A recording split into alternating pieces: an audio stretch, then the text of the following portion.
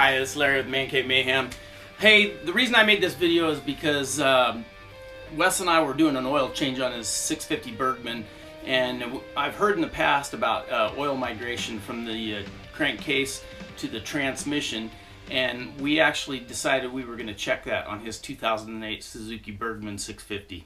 So as we were doing the oil change, we definitely saw signs of this oil migration mission. So what I recommend is that you just, during every oil change, you might as well just change the transmission oil as well. It takes the same oil and it'll help you manage that issue. As long as it's not totally pressurized and causing a bunch of problems, you should be okay. It shouldn't be an issue.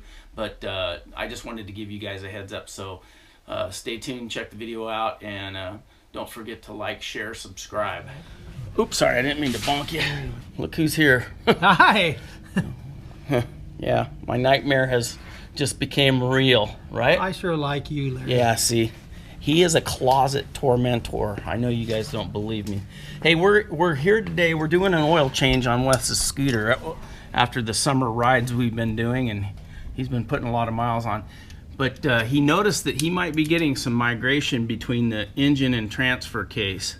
So this is a common occurrence, I would say, on these 650s, and especially the older ones. There's a seal between the transmission and the engine, and a lot of people say that oil will migrate over between the oil changes. So we're going to check that by just pulling off the top inspection plug and seeing if any oil comes out, which is right here. And we're going to check that to make sure that we don't have oil.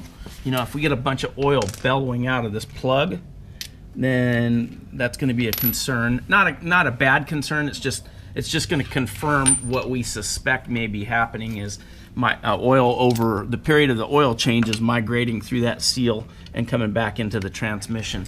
So Wes is going to go ahead and pull that off, aren't you, Wes? Yeah, if I get the right socket. Looks like a 14 to me, Wes, but you know, I thought that's what I had, but I can't in the dark see. here. Well, I can't that's see. because you're old, Yeah. and so am I, but you know, that's beside the point. So Wes is going to pop that off. We're going to see if we get some oil. This is good. Now let's just see if we get a bunch of oil. We may have a little drainage, but if we get a ton of oil gushing out, and I think it's going to end up on my floor of my garage, but that's okay. It's a biohazard anyway. Yeah, we'll pull this off and see, find out. Yeah. Oh yeah, we have a little migration here. So I'm going to say that that's migrating a bit. I may be wrong. And also, this is kind of hot, so I don't know that much is really occurring, but it does happen at times, you know.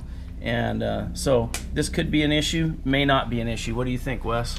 You know, I think if you keep an eye on it, and that was after 3,500 miles of riding, I'm going to say it's not that big of a deal, hopefully. No. I'm not noticing any riding difference.